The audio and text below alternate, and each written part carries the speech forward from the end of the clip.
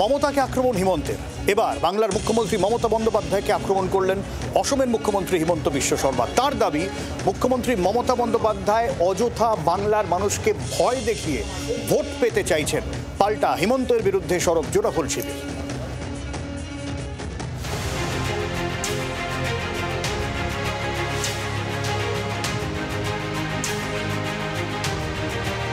একজন বাংলার প্রশাসনিক প্রধান, অন্যজন পড়শি রাজ্য অসমের। জাতীয় নাগরিকপঞ্জি বা এনআরসি নিয়ে দুই মুখ্যমন্ত্রীর তরজায় সরগরম দুরাজ্যের রাজনীতি। এনআরসি বিতর্কের মধ্যেই বাংলার মুখ্যমন্ত্রী মমতা বন্দ্যোপাধ্যায়কে আক্রমণ করলেন অসমের মুখ্যমন্ত্রী হিমন্ত বিশ্ব শর্মা। তার অভিযোগ, ভয় দেখিয়ে বাংলার মানুষের ভোট আদায় করতেই অযথা এনআরসি আতঙ্ক ছড়াচ্ছেন Mamata. Suddenly she said that I am not going to obey NRC. Now where is the NRC? Nobody has ordered any NRC.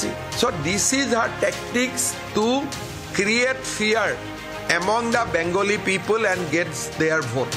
Voter তালিকায় স্পেশাল ইন্টেন্সিভ রিভিশন বা বিশেষ নিবিড় সংশোধন শুরুর পর থেকেই দেশ জুড়ে তোলপাড় পড়ে গিয়েছে।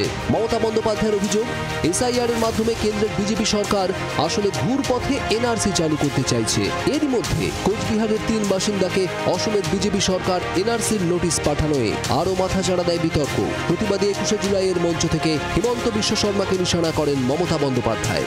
আসামের মুখ্যমন্ত্রী, আপনি আসামকে সামলাতে পারছেন না, আপনি বাংলায় নাক গলাচ্ছেন।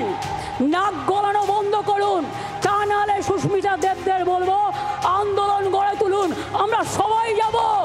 বাংলার মুখ্যমন্ত্রীকে এবার পাল্টা নিশানা করলেন অসমের মুখ্যমন্ত্রী। Last 5 years he has not talked about anything NRC bagara. Only when election is coming she has started talking about all these things. থেমে নেই তৃণমূল। অসম সরকার বাংলার বাসিন্দাদের কেন এনআরসির নোটিশ পাঠাচ্ছে তা নিয়ে ফের সরব জোড়াফুল শিবির। উত্তম কুমার ব্রজবাসীকে কোচবিহারের বাসিন্দাকে যে নোটিশ পাঠিয়েছে সেইটা অসম সরকার নোটিশ পাঠায়নি, সেটা মিথ্যা নোটিশ ছিল। আরতি শর্মা, অঞ্জলি শীল, তাদেরকে যে নোটিশগুলো পাঠিয়েছে সেই নোটিশগুলো মিথ্যে নোটিশ। আর নইলে ওই নোটিশ পাঠানোর জন্য আসাম সরকার হাত জোর করে বাংলার মানুষের কাছে ক্ষমা চায় যে আসাম সরকার এই নোটিশ পাঠানো অন্যায় হয়েছে।